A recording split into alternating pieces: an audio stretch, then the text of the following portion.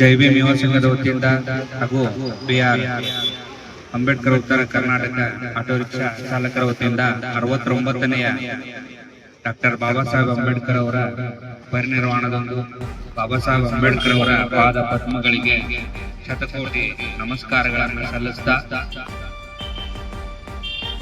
ಬಾಬಾ ಸಾಹೇಬ್ ಅಂಬೇಡ್ಕರ್ ಅವರ ಒಂದು ಜೀವನ ಹೋರಾಟವೇ ಜಗತ್ತಿನ ಇತಿಹಾಸದಲ್ಲಿ ಒಂದು ಅಪೂರ್ವವಾದ ಚಳುವಳಿ. ಇವರ ಪ್ರಭಾವ ಶತಮಾನಗಳಿಂದ ಬೇರು ಬಿಟ್ಟಿದ್ದ ಸಂಪ್ರದಾಯ ವ್ಯವಸ್ಥೆ ಹಾಗೂ ಕೊಚ್ಚು ಹಾಕಿ ಹೊಸತನದ ಹೊಸ ಆವಿಷ್ಕಾರಕ್ಕೆ, ಹೊಸ ಆಯಾಮಕ್ಕೆ ದಾರಿ ಮಾಡಿದರು. ಸಾಮಾಜಿಕ ನ್ಯಾಯ, ಮಾನವ ಹಕ್ಕುಗಳ ಪ್ರತಿಷ್ಠಾಪನೆಗಾಗಿ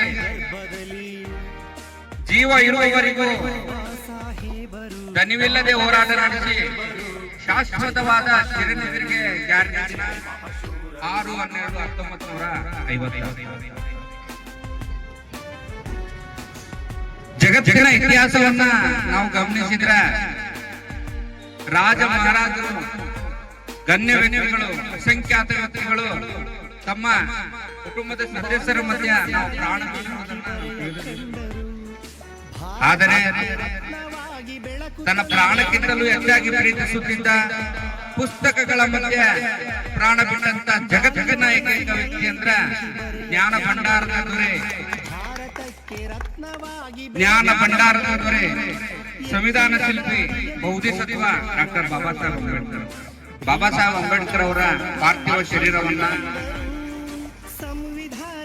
ದೆಹಲಿಯಿಂದ ಮುಂಬೈಗೆ ಸಾಗಿಸಲು ಲಘು ವಿಶೇಷ ವಿಮಾನವನ್ನು ಕೇಳಿದಾಗ ಆ ವಿಮಾನದ ಬಾಡಿಗೆ 5,000 ಅಂತ ಹೇಳ್ತಾರೆ.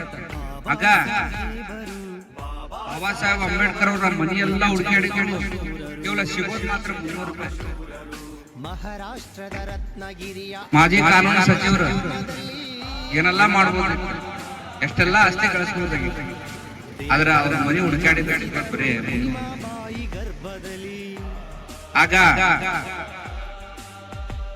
TB ಭೋಸ್ಲೆ ಅವರು ತಮ್ಮ ಬಳಿ ಇದ್ದಂತ ಕಾರನ್ನು ಮಾರಾಕರು ಆ ಹಣವನ್ನು ಹೊಂದಿಸ್ಬೇಕಂತೇಳಿ ಆ ಕಾರನ್ನು ಮಾರಾಕ, ಅಂಬಾಸಿಡರ್ ಕಾರನ್ನು ಮಾರಾಕ ಮುಂದಾಗ್ತಾರೆ. ಆ ಕ್ಷಣಕ್ಕೆ ಯಾರು ಅದನ್ನ ತಗೊಳಕ್ ಮುಂದೆ ಬರೋದಿಲ್ಲ.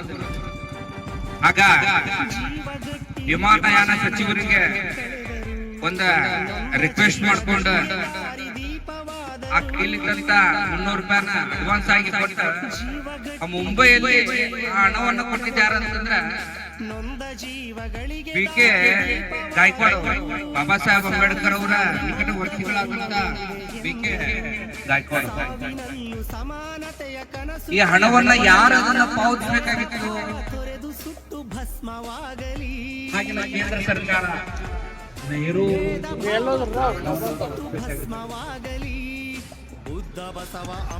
ಅವರಿಗೆ ನಮ್ಮ ದೇಶ ವಿಭಜನೆ ಆದಾಗ 55 ಕೋಟಿ ನಮ್ಮ ಶತ್ರು ದೇಶವಾದಂತ ಪಾಕಿಸ್ತಾನ್ಗೆ ಕೊಡಾಟವಾಗಿ ದುಡ್ಡು ಬಂತು.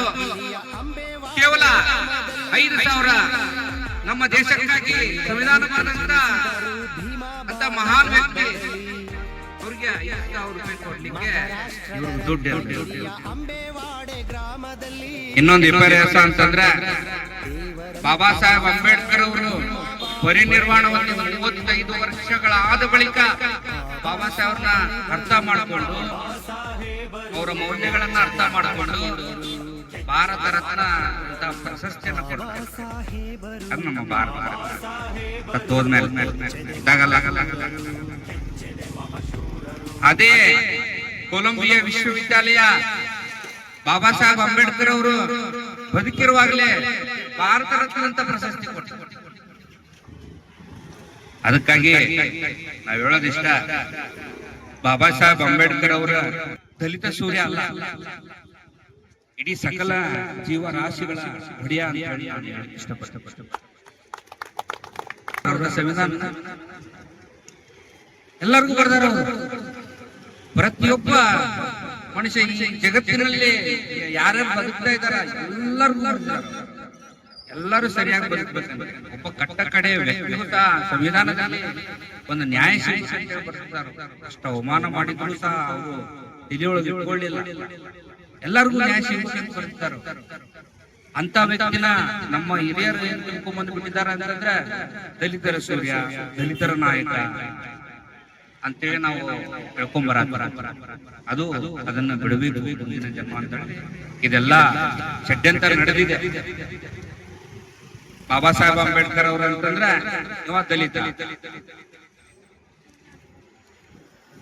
ಸರ್ದಾರ್ ವಲ್ಲಭಾಯ್ ಪಟೇಲ್ ಅಂತಂದ್ರೆ ಇವ್ರು ಬೇರೆ ಜಾತಿಯವರು, ಇವರಷ್ಟ ಪಾಲನೆ ಮಾಡಬೇಕು, ಇವರಷ್ಟ ಮಾಡ್ಬೇಕು. ಆ ತಪ್ಪ ಕಲ್ಪನೆಯನ್ನ ತಾವುಗಳು ಬಿಡಬೇಕು. ಅದಕ್ಕೆ ಬಾಬಾ ಸಾಹೇಬ್ ಅಂಬೇಡ್ಕರ್ ಅವರು ಹೇಳಿದ್ರು, ನಾನು ನನಗಾಗಿ ಹುಟ್ಟಲಿಲ್ಲ, ನನಗಾಗಿ ಶಿಕ್ಷಣವನ್ನು ಪಡೆಯಲಿಲ್ಲ, ನನಗಾಗಿ ಹೋರಾಟವನ್ನು ಮಾಡಲಿಲ್ಲ, ನನಗಾಗಿ ಸಂವಿಧಾನ ಬರೆಯಲಿಲ್ಲ, ನನಗಾಗಿ ಪುಸ್ತಕವನ್ನು ಬರೆಯಲಿಲ್ಲ, ಸಂಘರ್ಷಗಳಲ್ಲಿ ಸುಖವನ್ನು ಕಂಡುಕೊಂಡವನು ನಾನು.